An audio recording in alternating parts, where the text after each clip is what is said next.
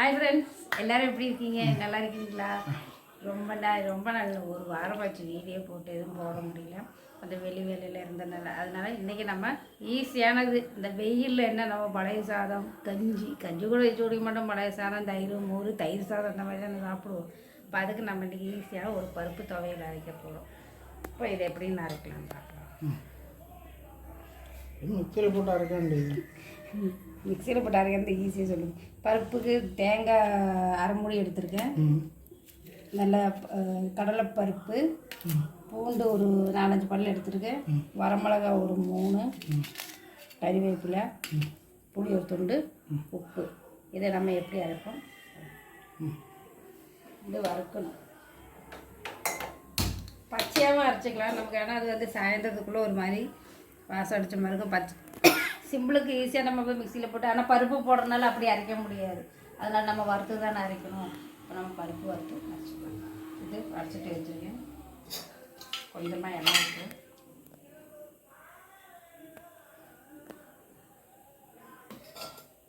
எண்ணெய் ஊற்றி வச்சு காயட்டும். காஞ்சிச்சு.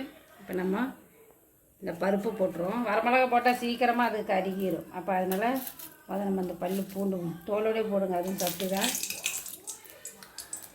பூண்டு, கடலைப்பருப்பு பாருங்க, ஒரு 2 ஸ்பூன் இருக்குது.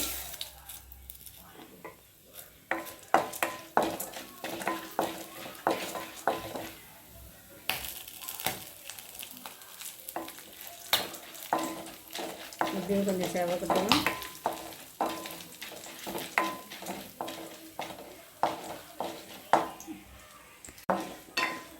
நீங்கள் தான் பூண்டு சாப்பிட வேண்டாம். கொஞ்சம் செவக்கதா கடலைப்பருப்பு, வரமிளகா ஒரு 3 போட்டுக்கலாம்.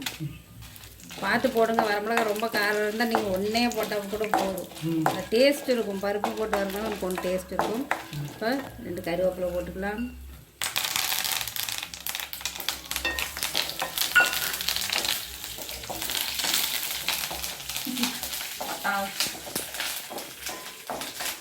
அப்படியே கலந்துட்டு இதில் நம்ம அரைமுடி தேங்காய் அரைக்க போகிறோம்.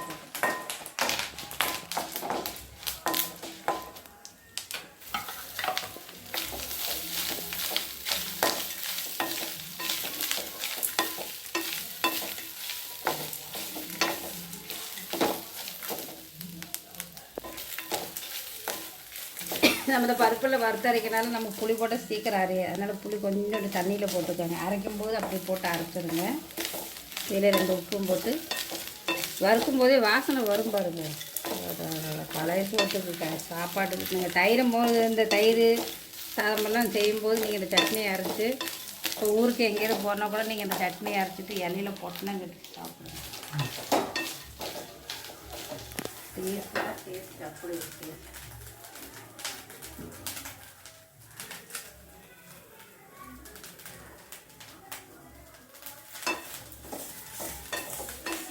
அவ்வளோதான், துவையல் ரெடி ஆகிடுச்சு. இப்போ நம்ம ஆஃப் பண்ணிடலாம். இதை ஆறிட்டு அரைக்கும். சூப்பரான பருப்பு துவையல் ரெடி ஆகிடுச்சு. இப்போ நம்ம வீட்டில் நிறைய தேங்காய் இருக்குது அப்படின்னு சொல்லியிருந்தால் நீங்கள் இப்போ தேங்காய் பொடி பிடிச்சி வைக்கணும். இந்த மாதிரி பிடிச்சி வச்சுக்கலாங்க. இப்போது நானும் மிக்கவாறு அதிகம் பிடிச்சி வைப்பேன். இந்த மாதிரி சட்னி ஈஸியானது தான், நம்ம கொஞ்சம் அரைக்கிறது தானே. இப்போ சாதத்துக்கெல்லாம் நம்ம தொட்டுக்கு இது பெஸ்ட்டான ஐடியா. இல்லை நீங்கள் தேங்காய் பொடி பண்ணி வச்சுருக்க மாதிரி கடலைப்பருப்பு நல்லா வறுத்து, புளி நான் இது இப்போ ஈஸியானதுக்கு புளி தண்ணியில் போட்டால் பொடி வைக்கும்போது நம்ம அதை அப்படியே கூட பொடி போட்டு வச்சுக்கலாம். கொஞ்சம் கருவேப்பிலையெல்லாம் நிறைய போட்டு நிறைய வறுத்து நல்லா பொடி பண்ணி வச்சுட்டோன்னா சோத்தில் பசங்க சாப்பிட்றதுக்கு தேங்காய் ஊற்றி சாப்பிட்லாம். பெஸ்ட்டு நல்ல ஐடியா இருக்கும். அப்போ இது வந்து நம்ம இப்போ சூப்பராக பருப்பு துவையல் நல்ல டேஸ்ட்டாக இருக்கும். பழைய சோத்துக்கு சூப்பராக ஐடியா. அப்போ நம்ம வீட்டில் ஒருத்தருக்கு ஃப்ரிட்ஜு தண்ணியெல்லாம் குடித்தா ஒத்துக்காது இல்லைங்களா, தொண்டை கட்டும் இந்த மாதிரியெல்லாம் இருக்கும்ல. இப்போ நம்ம கூலிங் குடிக்கணும். நான் ஐடியா பண்ணி வச்சுருக்கிறது இந்த மாதிரி தான். இந்த மாதிரி நம்ம துணியை வச்சுட்டு நல்ல நூல் போட்டு கட்டி வச்சுருக்கேன். கட்டி வச்சு நம்ம இங்கே பாருங்கள், உள்ளே அப்படி எப்படி கூலிங் நம்ம ஃப்ரிட்ஜு தண்ணி கூலிங் எப்படி இருக்கோ அந்த மாதிரி இருக்கும். உள்ளே காட்டுங்க, அந்த வேர்வை வருது. இப்போ இந்த கூலிங் இருந்தால் தான் இந்த வேர்வை வரும். அதேமாதிரி நல்ல கூலிங்காக இருக்குது நம்ம குடிக்கும்போது. எங்கேயாவது வெளியில் போயிட்டு வந்தால் டக்குன்னு ஒரு ஃப்ரிட்ஜு தண்ணி குடித்தா தொண்டை கட்டும், இந்த மாதிரிலாம் இருக்கும். அப்போ இந்த மாதிரி நாங்கள் ஊற்றி வச்சுட்டு இந்த பிளாஸ்டிக்கில் தண்ணி அடிக்கடி ஊற்றி ஆற வாட்டர் தான் நாங்கள் யூஸ் பண்ணுறது.